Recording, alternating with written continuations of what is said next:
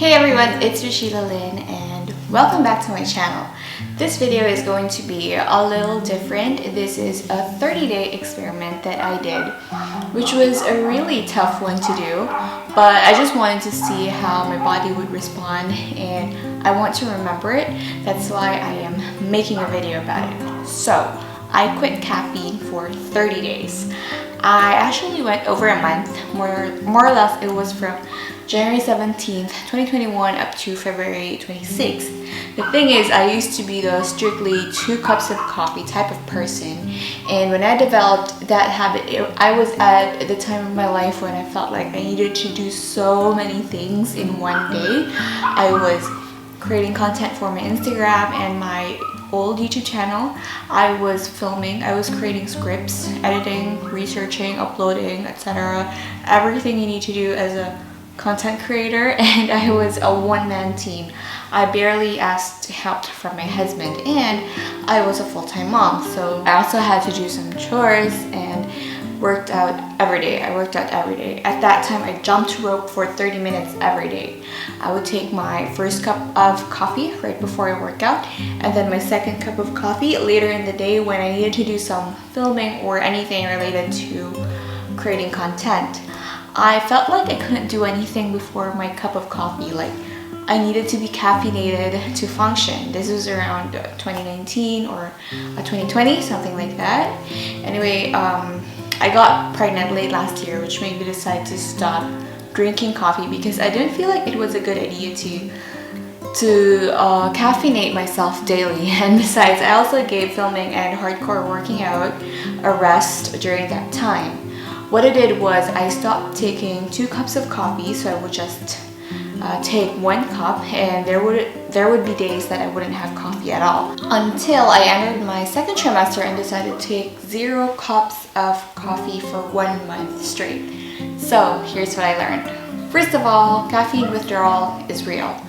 Because my body heavily relied on 2 cups of coffee per day in the past, and then I deprived myself of having even just 1, I started having headaches, like the type that needed painkillers. And I was pregnant, so I was trying to avoid taking in all sorts of medications, but there were days when the headache was just so bad.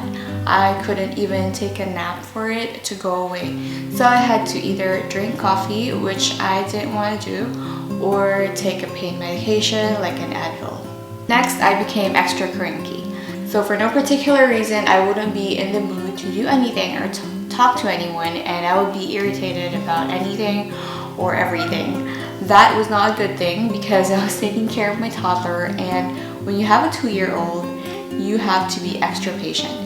But there are days I had to ask help from someone just to watch over him because I had to meditate and rest alone or by myself just so I wouldn't have these emotional outbursts. Naturally, I also became very unproductive. It was hard to get up in the morning, and I didn't want to do any household chores. That's also one of the reasons why I didn't work out or do any cardio exercises during the first few months of my pregnancy because I just didn't have the energy for it. In fact, I would take 2 or sometimes 3 naps in one day and sleep early in the evening because of how tired I was feeling doing nothing. Last thing I noticed was how real brain fog is. It really happens during caffeine withdrawal.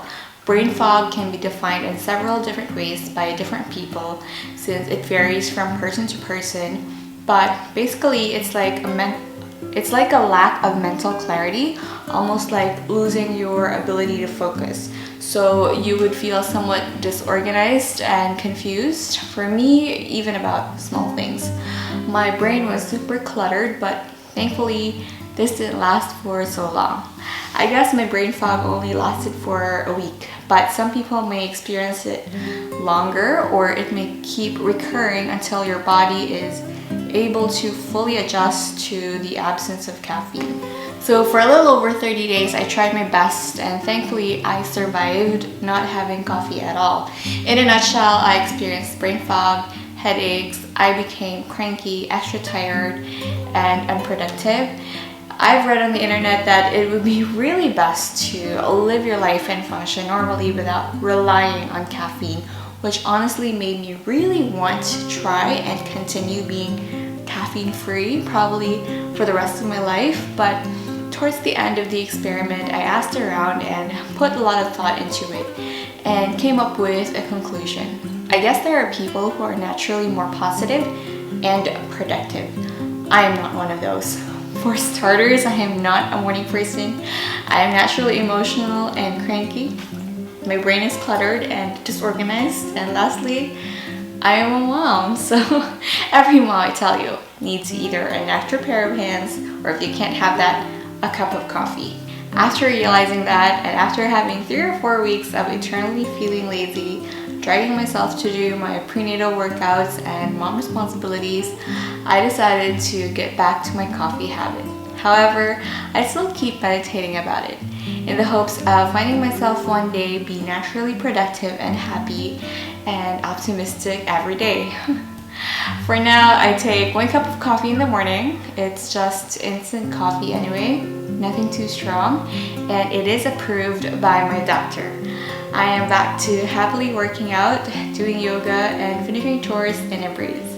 Someday, the more I journey on to self-improvement and spiritual well-being, I might entirely quit drinking coffee. But in this current stage of my life, juggling productivity, being a mom, being pregnant, keeping myself sane and physically fit and active, I'm gonna need my coffee.